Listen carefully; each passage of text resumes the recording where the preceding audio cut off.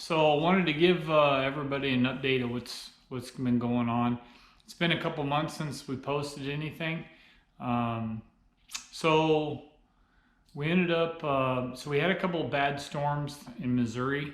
So knocked down some trees and stuff like that. So that kind of interrupted, and the weather's been kind of weird. But anyways, so we went through that, and then of course during the summer we ended up having the grandkids for a month, so we kind of took personal time off for that. Then we had the couple of storms, and then it seems like next thing we know it's already Halloween. So man, time's flying. The downside,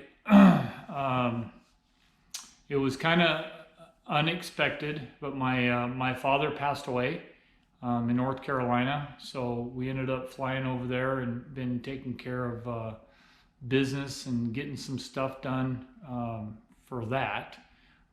It's a new process for me. I've never done it before because both my parents at the time were alive.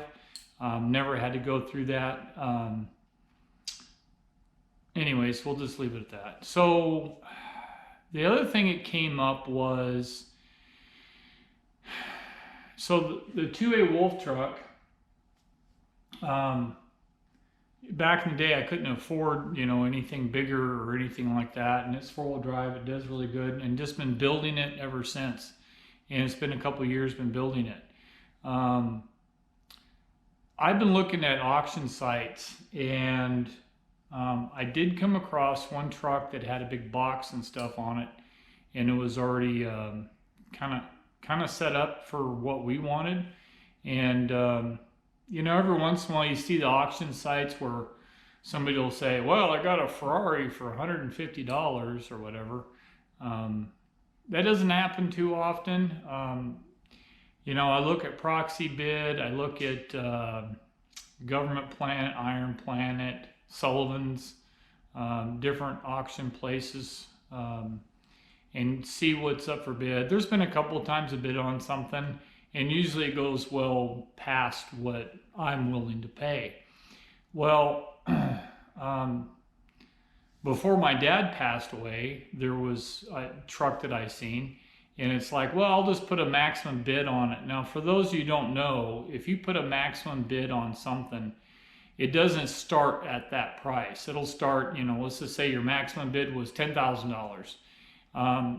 If you get the first bid, it'll be $2,500. If somebody bids $3,000, yours will automatically jump to $3,100. And if they bid $3,200, then you'll automatically jump up above them. And it keeps going up until you run up to your maximum bid.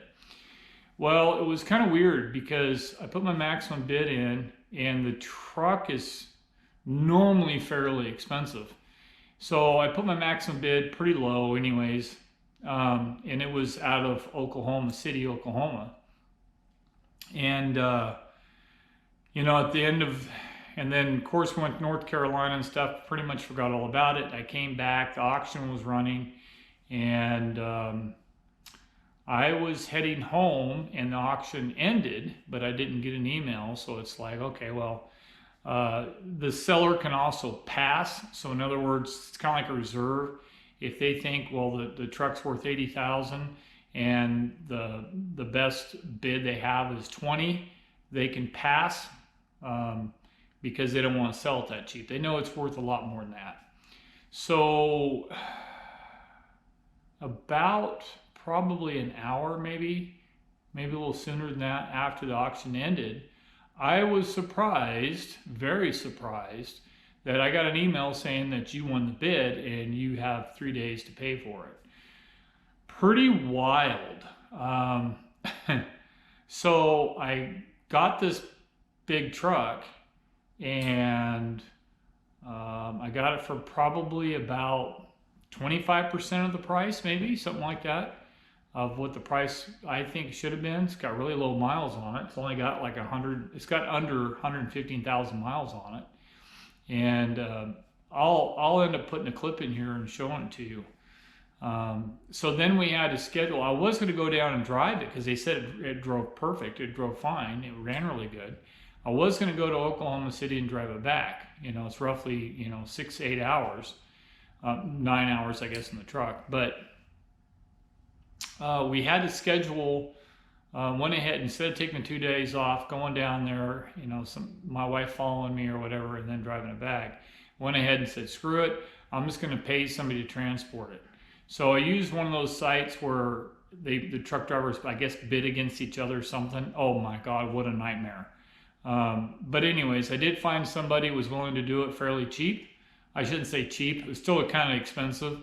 It was over $2,000 to ship it, but I felt better doing it that way instead of, you know, driving 100 miles in the middle, then you get in the middle of nowhere and you get a flat tire or the transmission goes out or something, because I had no idea about this truck. I did see they do checks on the truck and they list what stuff they can find is wrong with it. This one didn't have anything wrong with it. They didn't check anything. They did check that the side man door you couldn't close from outside. It had to be on the inside, which I found out actually is not the case. They just didn't know how to use it's like a 180-degree swing handle to get the door to close. So it has been a wild latter part of 2023. There was a couple of rough patches. Then my dad passed away, which that sucked. For anybody that had to go through that, it just, the whole process sucks, especially when it's out of state. So anyways, I wanted to give everybody an update of what's going on. I know I still got some subscribers and stuff. And like I said, you know, first off, I do have a full-time job, so I can't get out all the time. And the second thing is that I do this for free. I don't get any money. I don't have enough people to get money from YouTube. I give away hats and shirts once in a while and stuff. I just like doing the videos and having fun while we're out running around sharing our exploration and stuff. So the next series is going to be based on fixing up this truck and going through and trying to set it up. Now, it's not four-wheel drive, so in the majority of the time that we go out, I've never used four-wheel drive. A lot of the places that we go, especially for our expedition, as we call it, of going around to the Missouri conservation areas, there hasn't been any spot that I would really need four-wheel drive. So this one's going to give us a little more creature comfort. The overlanding stuff is pretty cool because, well, it's pros and cons. It's fully self-sufficient, which the other truck will be. It's not four-wheel drive. This one is. But this one, the whole bed is actually our short RV 8-inch memory foam mattress. So at the bed level is our bed, and the big pull-out drawers are underneath.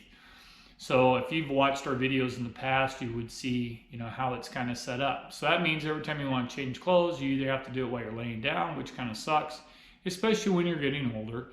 And we don't mind going out if it's really cold. The downside is that having to go outside to change or to cook or that type of stuff, it's getting a little rougher. As you get older, it gets a little rougher, but not undoable. So what's going to end up happening is that I'll get this taken off, get the pickup back, and it does suck not having a pickup truck. And then a lot of this stuff that's on board of the 2Awolf truck will go onto the other truck. And we did pick out a name for the new truck, and the new truck is called Eva.